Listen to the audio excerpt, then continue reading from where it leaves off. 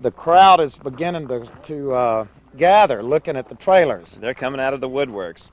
Now, where are we going now? Well, over here we have John Agnew and his setup. Now, this looks like something out of a time warp right here. Hi, I'm Huel Howser. How you doing, Mr. Howser? John Stand up Agnew. and tell us about your setup here. I'm Huel Howser. Hi, Nice Huel. to meet you. Nice to meet you. This is Ed. Hi, Ed. Let's stand in front of this thing because this is an amazing. You almost feel like you're back in time Is that here. right? Oh, that's great. That's the whole idea. You know what I mean? And this is a 54 Silver Streak, actually 53, 54 look-alike.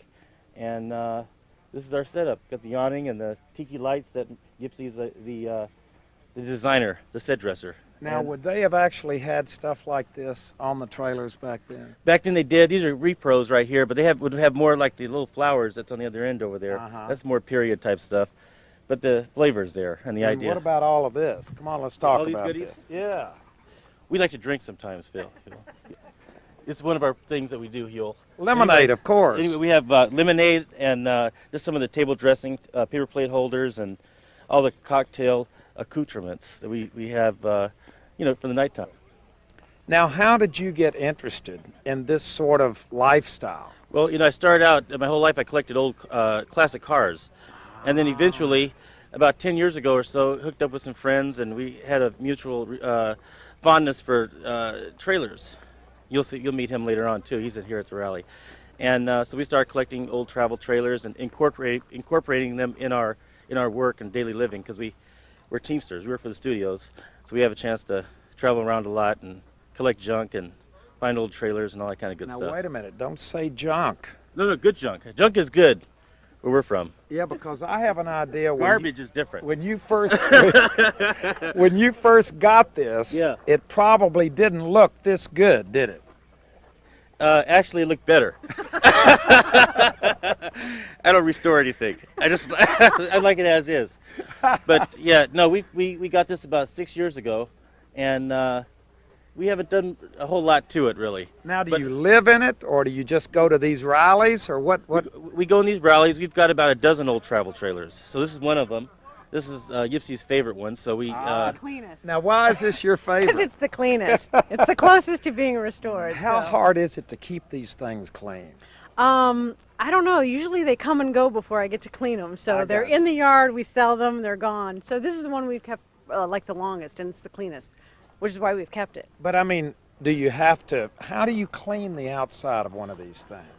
We'll have to ask Craig about that. No, but we acid wash them, and then you got to hire somebody to polish it for like ever.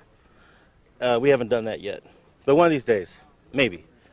And but that's it. And then it would also, I manage a trailer park in Los Angeles, 10 minutes from downtown, between South Pasadena and Highland Park. It's a unique little auto camp, actually trailer park. So you live in a trailer. No, I live in a trailer park, but live in a house, but live in a trailer park. So we're kind of surrounded by vintage trailers and also our collections, and right in our own living situation. It's kind of great.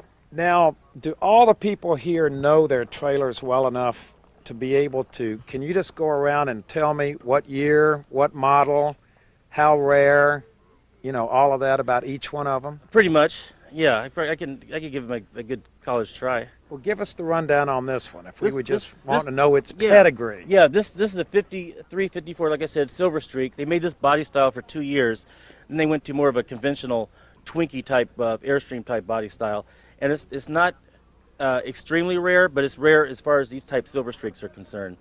And it's the more desirable one is the earlier 50s one, but this is a nice one because it's the first year with the restroom, the bathrooms in it. So Now, how rare are these?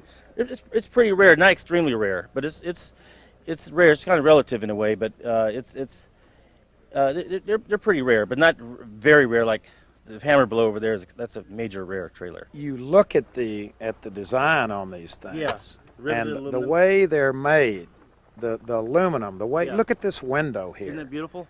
Just the small details like that. Right. Curtis and the gentleman, I can't think of his name now, who started the Silver Streak Trailer Company, they all were, I guess, obviously influenced by Wally Byam and the Airstream. So, and you can see our little mini one in there too. Oh, look, you got a little mini one Yeah. in there. All of our trailers, I had someone make models of them. So each one of our trailers have a model, a mini me, if you will, type trailer that's in it. And so So that's kind of what we do. And when you go to these events, how well do people get along here? I mean, obviously everybody has a common passion, don't they? We all like a lot of us, especially like the core group of us, like a lot of garbage and junk. And then we like these trailers. That's a good thing though. It's not really a bad thing. But we all get along great. There's fierce competition though. I mean, no, I'm just kidding. We get along great. We all love the trailers, and even though we all have different backgrounds, that's one thing we really do have in common. Is just antique Americana of all kinds. Old clothes, furniture, buildings. Anything that's historically funky about America we like.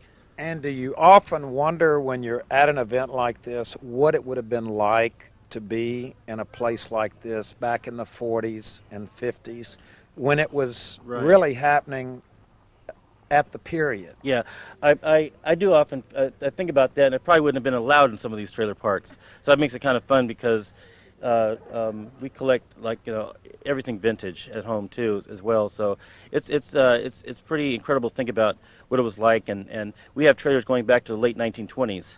So if in the 50s, it was a little more progressive. But if you can imagine what a black guy hanging around the trailer park would be doing in the 20s and 30s, that might be pretty interesting actually. Besides polishing somebody else's trailer, polishing my own now, right? Actually, it needs polishing. I know. I got to hire somebody. No, but we think about it all the time. We have a lot of fun, and no time is better than now, though. So we can pretend to relive it, but at the same time we are true to it. It's our art form in a way. So we enjoy it a lot, and we all share in the same. It's the best of both worlds. You're combining both worlds. Absolutely, it is. It really is the best of both worlds because, I can run around with a Mexican girl in public, in my trailer. But, how much of this do you think we're gonna do? About 1 out of every 4 lines. You're a good man. Thanks a lot.